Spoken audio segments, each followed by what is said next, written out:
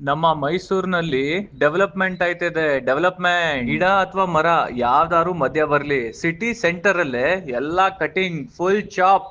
ದಸರಾ ಟೈಮಲ್ಲಿ ಈ ರೋಡ್ ಅಲ್ಲಿ ಎಸ್ಪೆಷಲಿ ಲೈಟ್ಸ್ ಅಕ್ಕಪಕ್ಕ ಹಾಕ್ಬಿಟ್ಟು ಒಳ್ಳೆ ಸೂಪರ್ ಆಗಿ ಕಾಣಿಸ್ತಾ ಇತ್ತು. ಈಗ ನೆಕ್ಸ್ಟ್ 2025 ದಸರಾ ಅಲ್ಲಿ ಅದು ಕಾಣಲ್ಲ.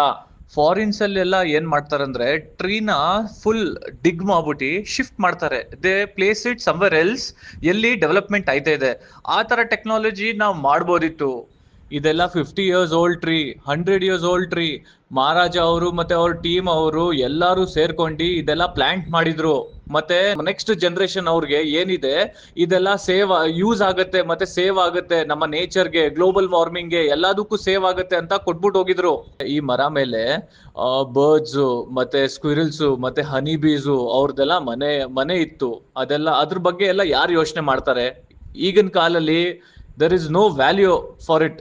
ಈ ಶೆಕೆಗೆ ಎಲ್ಲಿ ನೆರಳು ಇದೆ ನಾವಲ್ಲಿ ಹೋಯ್ತೀವಿ. ಈ ಸಿಚುವೇಶನ್ಗೆ ಈಗ ಏನ್ ಹೇಳ್ಬೇಕಪ್ಪ? ಈಗ ಇವೆಲ್ಲ ಮರ it will go to timber yard, ಮತ್ತೆ ಇದರದ್ದು ಫರ್ನಿಚರ್ಸ್ ಆಗುತ್ತೆ, ಮತ್ತೆ ಟಿಶ್ಯೂ ಪೇಪರ್ಸ್ ಆಗುತ್ತೆ, ಮತ್ತೆ ಬುಕ್ಸ್ ಆಗುತ್ತೆ. ಏನ್ ಹೇಳ್ಬೇಕು? ಈಗ ಇದ್ರದ್ದು ಸೊಲ್ಯೂಷನ್ ಏನಂದ್ರೆ ಗೌರ್ಮೆಂಟ್ ಶುಡ್ ಪ್ಲಾಂಟ್ ಅಕ್ಕಪಕ್ಕ ಇನ್ನೂ ಬೇರೆ ಪ್ಲಾಂಟ್ಸ್ ಹಾಕ್ಬೇಕು. ಮತ್ತೆ ಅದರದ್ದು they have to announce like ಈ ತರ ನಾವು ಮಾಡಿದೀವಿ ಬಿಕಾಸ್ ಆಫ್ ದ್ಯಾಟ್. ಮತ್ತೆ ನಾವು ಕೂಡ ಇಂಡಿವಿಜುವಲಿ ಯಾರ್ಯಾರು ವಿಡಿಯೋ ನೋಡ್ತವ್ರೆ, ಮೇಕ್ ಶೋರ್ ನೀವು ಕೂಡ ಗಿಡ ಅಥವಾ like place a plant near your home or else outside your home, so that ಏನಂದ್ರೆ ವಿ ಕ್ಯಾನ್ ಕಾಂಪನ್ಸೇಟ್.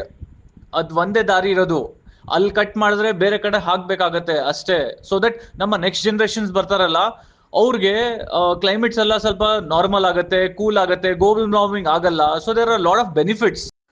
ಯಾರ್ಯಾರು ಈ ವಿಡಿಯೋ ಲಾಸ್ಟ್ ತನಕ ನೋಡಿದ್ದೀರಾ, ವಾಟ್ ಆರ್ ಯೋರ್ ಕಮೆಂಟ್ಸ್? ನೀವೇನ್ ಹೇಳ್ತೀರಾ? ನಿಮ್ದು ಥಾಟ್ ಪ್ರೊಸೆಸ್ ಹೇಗಿದೆ ಕೆಳಗಡೆ ಕಮೆಂಟ್ ಮಾಡಿ.